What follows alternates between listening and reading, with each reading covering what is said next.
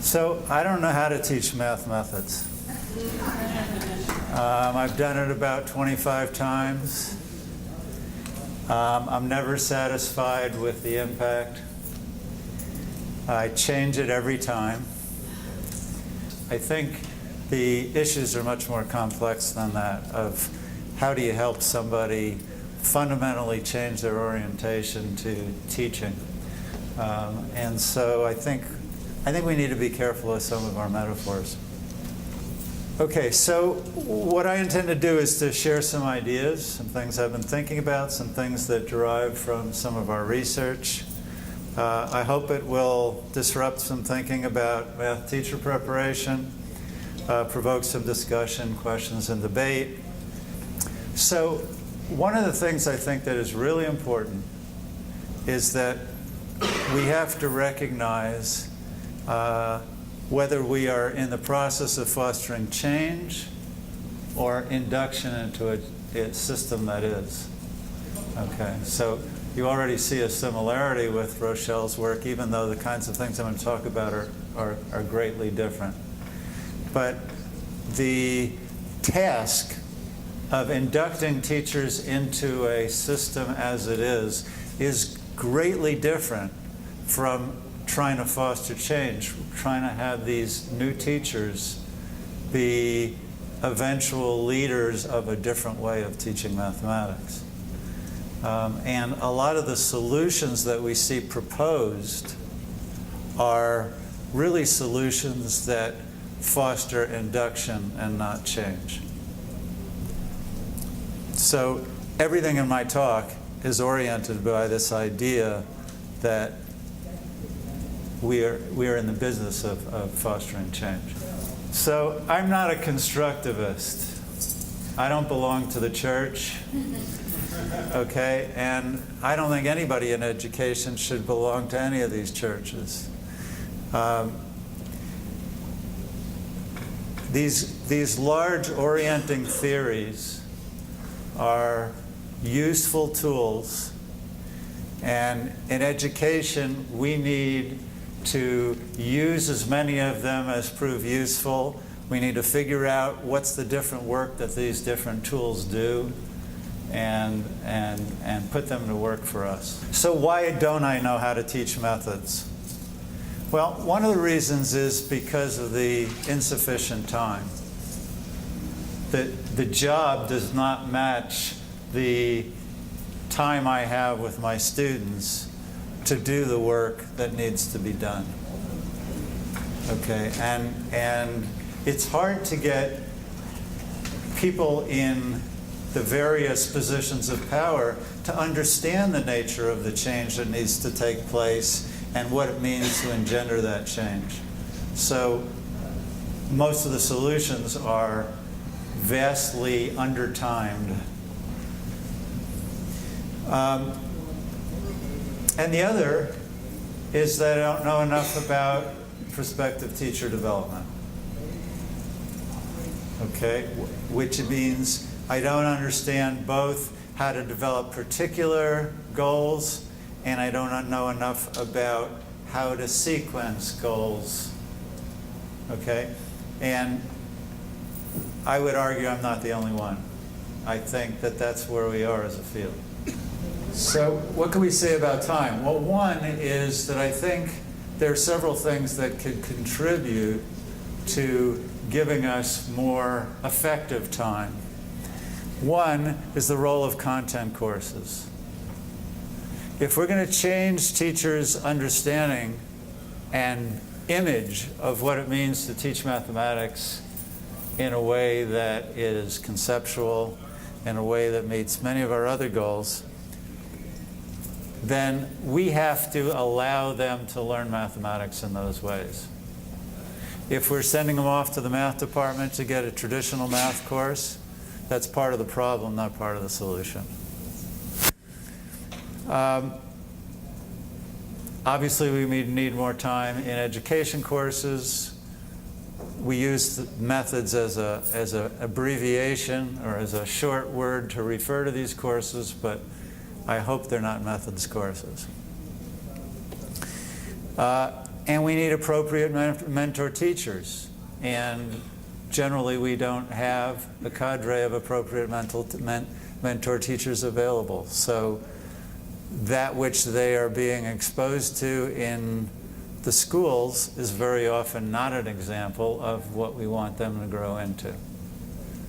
And in most cases, teachers are very loyal to their mentor teachers and develop a good rapport with their mentor teachers, so they're really put in a bind between in the tension between what the mentor teacher does and what happens in their methods courses. So there's an overall challenge of building an infrastructure where you have appropriate people, appropriately prepared people teaching content courses, methods courses, serving as mentor teachers, serving as supervisors, and so on. So the other thing I said was we don't know enough about teacher development. This is really a need for more and better research for teaching. In order to understand teacher development, we have to understand what development we're looking for. What is the model of teaching that your methods courses are in service of developing? Is that something you can stand up and give us an answer to? If I ask you, how do you help somebody learn something that they don't already know and understand, are you prepared with an answer? We are teaching these methods courses without problematizing the goal. We might have some local goals. I want teachers to listen to students. I want teachers to value different answers, and so on. But those things, those practices or those skills do not add up to a teaching practice. They do not help they do not give the students something to do when they're stuck. They're not getting it. What do I do? Listen to them? Sure, that's a good thing to do. Okay. Value different solutions? Sure, that's a good thing to do, but I don't know what to do to help them learn it. Okay? And we have to have some clear models of teaching that methods courses are directed towards. So I am arguing, number one, practices do not equal teaching. I mean having a scientific approach, one that's grounded in an understanding of student learning. I'm also arguing that, in a traditional model of teaching, where teaching was equated with standing up and giving information, there was a very clear model. We have taken down that model, but we have not put up as clear models in their places. And finally, I'm arguing that one cannot be agnostic about teaching. And I've had arguments with some of my colleagues about this. I don't think you can say, I'm preparing teachers for all kinds of models of teaching. I don't think that works. I don't think the same preparation is appropriate for all kinds of models. So, it's not that you can't do anything of value. Like if I said, I'm going to prepare, whoops, I hit the microphone. I'm going to prepare athletes to do all sports. Well, I could get people in good condition and so on, okay? But without the sport-specific preparation, none of them are going to be highly successful. So, you see I have an opinion on that. So, I have talked about something called major assimilatory structures. And what it means very simply is that teachers, when they come to our teacher education program, already have deeply ingrained images of what it means to teach mathematics. They are not coming in saying, I've never been to a math class, I have no idea what it is, please help me understand what it means to teach math. They think that what you are doing is preparing them to do what they already think mathematics teaching is. Why do I call it a major assimilatory structure? One is it's made up of lots of different components. It's got images of who the students are, it's got images of the teacher's role, it's got images of how students learn, it has images of how teachers teach, on and on and on. Okay? It's also major because it has a major assimilatory role. That is, you can do all kinds of things that you mean to disrupt their image, and they can assimilate it into their image. Let me give you an example. One of the most popular things to do, and I think it's a terrific thing to do, is try to help teachers listen to students' thinking. Why do teachers think they're learning to listen to students' thinking? Often, assimilated into their old scheme, is they think they're listening to students so they can figure out what students know and what students don't know so they know what to teach. Not to understand students' thinking and how you can help them build on the knowledge they already have. Those are very different ideas. Okay? And they come from different major assimilatory schemes. This is important because, number one, it affects everything they do as teacher. And number two, it has significant impact on the sense they make of the experiences we give them in teacher preparation programs. So let's talk about some major assimilatory schemes. This comes from some research we did a while back. So we could think about one as traditional teaching. And in traditional teaching, I'm defining traditional teaching as an image that students learn by taking in that which is told to them and shown to them. And so we sort of transfer information to the student. Okay, that's one structure. I'm not going to talk a lot about that. Okay, then we find another one that we seem to be developing in our teacher education programs, and we call it a perception-based perspective. And the idea is that the mathematics is transparently available in certain situations, certain experiences, certain tasks, certain representations. Okay, so base 10 concepts are readily available to students if you give them base 10 rods. Okay? The idea becomes, I use transparent representations, I use these key problems, maybe the ones that in methods course were so illuminating to me, so I'm going to give them to my students so they're illuminated too. Okay? And this becomes a very significant assimilatory scheme for teachers.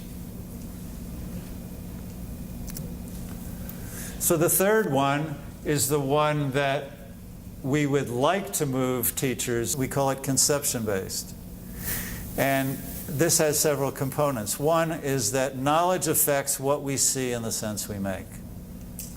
Okay? What we know affects what we pay attention to, what we see, and the sense we make of what we see. And I'm using see to really represent all the senses.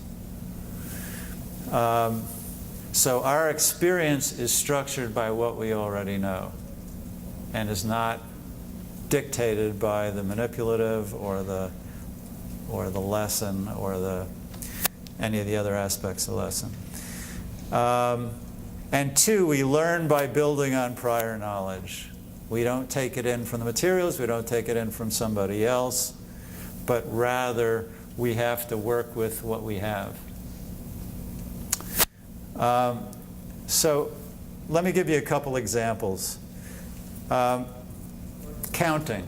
When students are counting initially, we know that they don't have a sense of cardinality, right? They learn to play the game. They have a song. The words are 1, 2, 3, 4, 5, 6, 7. That's in an English-speaking situation. They learn after a while to touch one object every time they say a word from their song, and they have no idea what they're doing, right? And they learn to respond that way when you say count. Can you count these? 1, 2, 3, 4, 5. How many are there? 1, 2, 3, 4, 5. How many are there? 1, 2. They've learned what to do, okay? And they have no idea what any of that means. They could have just as well used a different song, A, B, C, D, E. All right? Until you get up to that LMLOP, right? But they do develop a concept of cardinality, right? After a while, they do start to understand that 5 says something about how much stuff I have, and 7 says I have more stuff, right? So there is a way that these students or these learners are building on their experience. It wasn't in the objects, or they would have gotten it much more quickly, right? And it wasn't somebody telling them. It was something they got from their activity of counting. I want to give you one other example. In one of the papers that you have referenced, we talk about Ivy was very committed to helping her students understand. And she was teaching a lesson on long division, and she was concerned that the students had only learned it by rote. So she had them do it with base 10 blocks. And they came up with solutions with base 10 blocks. And then she tried, during the quote-unquote classroom discussion, to set up a juxtaposition where they would see how each step they did with the blocks corresponded to some step in the long division. Didn't work. Why didn't it work? It didn't work for the same reason that we were talking about before, which is that Ivy had concepts that allowed her to see the juxtaposition, the parallels between those two systems. Students didn't have that. So they weren't looking at the same stuff with the same knowledge, and therefore weren't seeing the same relationships. Right?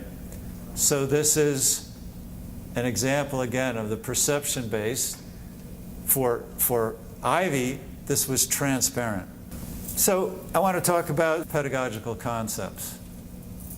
I think it's important that we know the particular understandings we want our students to come away with. Okay? Providing experiences is not enough. What would you like them to learn from that experience? So this is an argument that aspects of the knowledge base in mathematics education can be critical content, can be goals for mathematics teacher education. But we need to specify it. But in order for you to articulate the goal, you have to see, I can't do it. Articulately explain what that understanding is. Okay? That's the test of whether you have a clear goal. So what I'm going to do is I'm going to give some examples of concepts. I've chosen some challenging concepts that I thought might get you to think about some things that you haven't thought about. So one is negotiation of classroom norms. That's probably the one that's most likely to be familiar of the ones I talk about. First of all, let's recognize that this is not a cognitive construct. It's a social construct. So I want them to understand, first of all, that a norm has to do with what is expected and what it means to successfully function in the classroom environment. Okay? I want them to understand that every classroom has norms. I want them to understand what negotiation means. That negotiation means a back and forth between teachers and students, and between students and students, that establish that norm. So norms are not set by the teacher saying on the first day of school, this is how we will do things. Because, number one, that only has very limited meaning to the student. Okay, so if I took even a trivial example, like the teacher saying, there'll be no hats, we're not going to wear hats in the school. Okay, well, how is that? There are even details of that will get negotiated. Does that mean headscarves are not okay? Does that mean yarmulkes are not okay? Does that mean that we can't wear hats as part of our Halloween costume when we come in Halloween costumes? As you can see, there's always a negotiation to get the fine points of that. Actually, the things that we're interested in at school, like you're expected to justify your answer. Well, telling students on the first day of school that they need to justify their answer, does that mean anything to them? Okay. In fact, the whole issue of what it means to justify an answer has to be negotiated. What do we mean by negotiated? It means the students do something in response to the teacher's prompt. The teacher acknowledges it, values it, and pushes it, fosters something further, right? And this goes back and forth and what becomes constituted as a norm in the class is a result of that ongoing negotiation. Now, negotiation can be conscious or not conscious. That's the final point, right? All teachers negotiate norms by the way they interact with their student. If we're aware of the norms we're establishing, we can make choices and we can engage in conscious negotiation of those norms. So that whole thing that I just talked about, that's part of my goal, right? It's what I want students to learn about classroom norms. Second example, what does it mean to develop a new mathematical operation? I'm not talking about anything very sophisticated here. Addition, subtraction, multiplication, division of whole numbers, addition, subtraction, multiplication, division of fractions, so on. This is something that teachers generally don't pay any attention to. We teach them about multiplication. But kids weren't born with a concept of multiplication. Okay? So we give them a symbol. We give them the word multiplication. What does it represent for that student? If you ask pre-service teachers, what do they answer? Everybody. Repeated addition, right.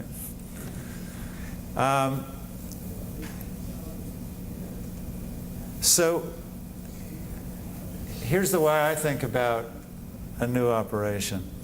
First of all, you have to, every operation is a new way of viewing the world. Okay? Kids, when they're born, did not separate the world into things that involved addition and things that don't involve addition. Okay? At some point, you have to learn, if you're going to have a concept of addition, that there are certain situations that we see as addition situations, and there are certain ones that don't. Take, for example, the following two students. Okay, in my class, it's Little Marty and Big Marty. And I role play both roles.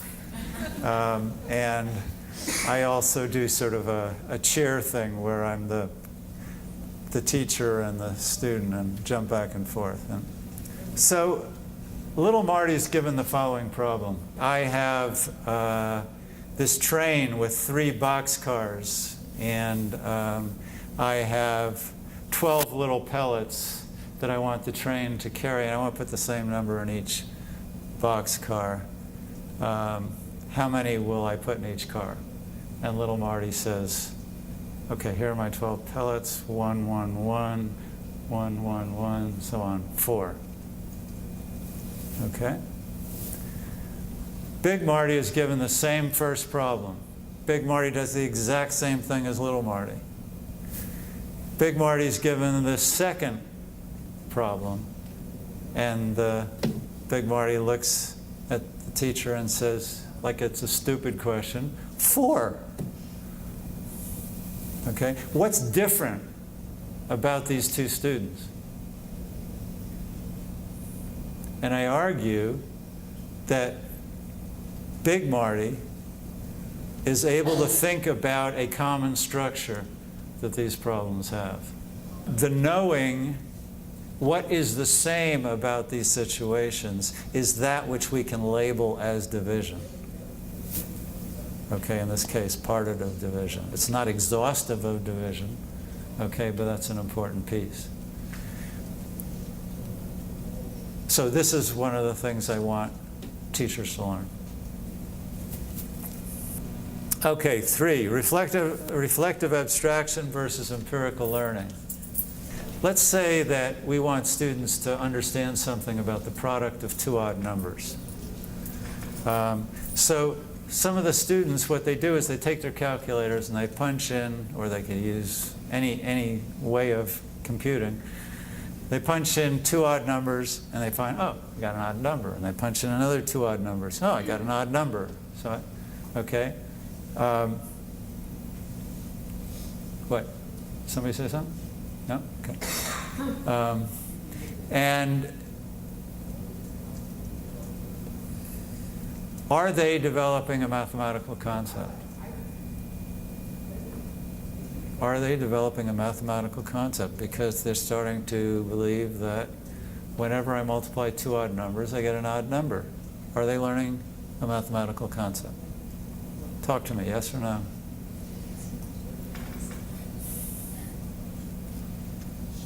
I can't hear you. Some of them might be. Some of them might be. Okay, well, yeah, you don't know what's in their head. But I would argue that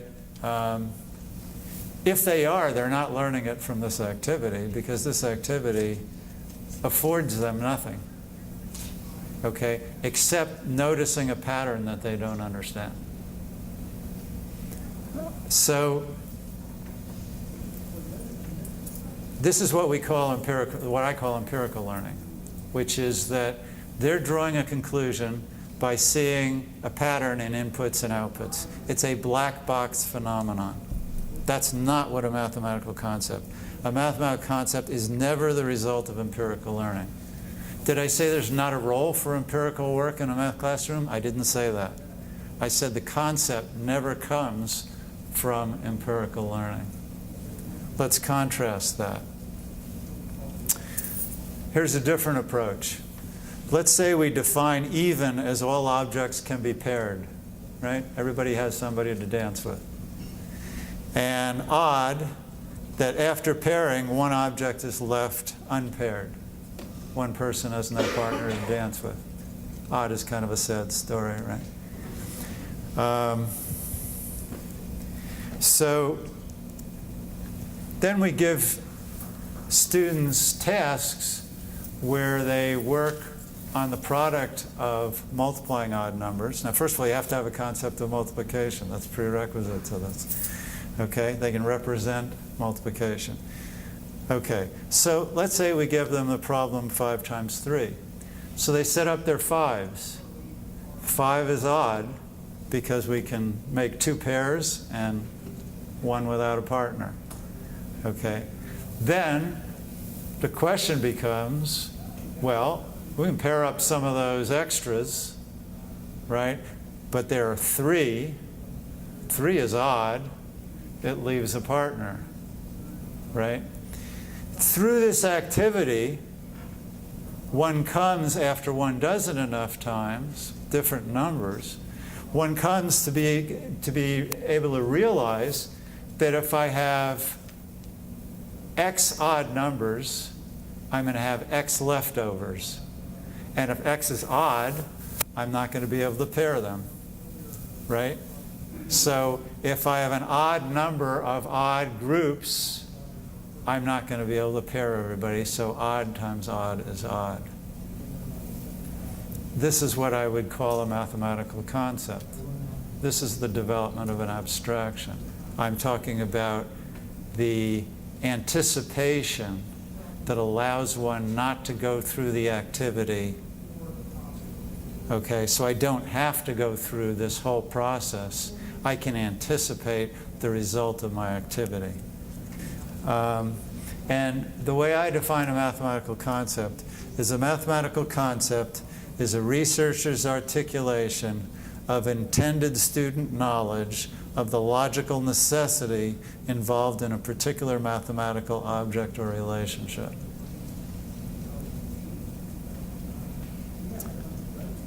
So what we're working for,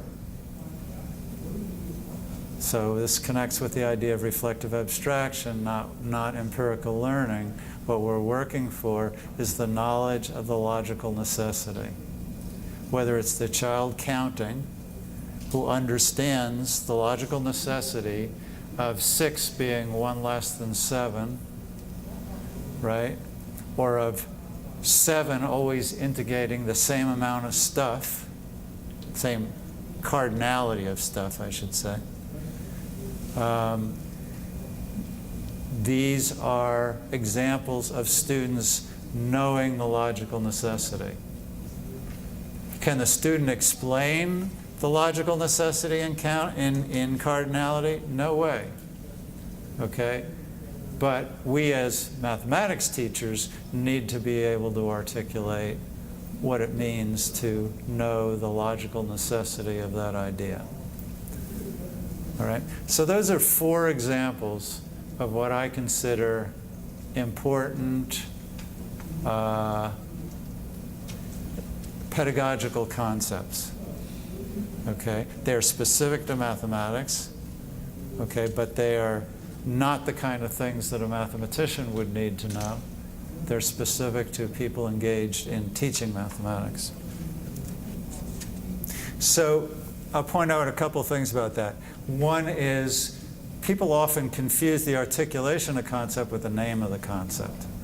Okay? So if I say I want students to understand how to compare unit fractions, that's the name on the box. Okay? That's the name of the file. That's not the articulation of the concept because it tells you nothing about what that understanding is. So here's an example of articulation of a concept. So the name of the concept was relationship between the size of the denominator and the size of a unit fraction. The articulation of the concept, and this is one articulation, right? Not the only one, okay? But this is one that I would choose to have as a goal for my students. The denominator of a unit fraction specifies the number of parts of that size that make up the related whole. Partitioning a whole into a greater number of parts, i.e. sharing it more ways, results in each part being smaller. Therefore, the larger the denominator is, the smaller the unit fraction must be. Do you see this as an articulation of the logical necessity? Okay?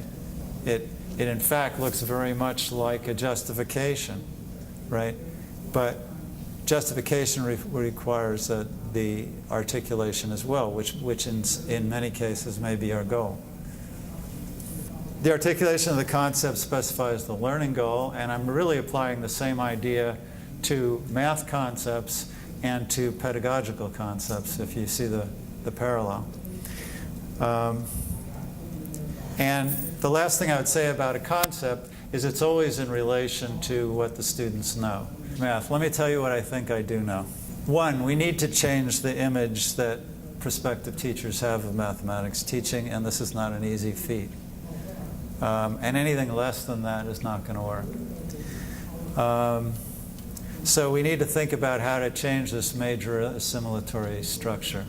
And the reason I think that notion is important is because it gets us to conceptualize what the task is and not assume that because we change some practices or introduce some practices or whatever that we've changed the fundamental idea about teaching.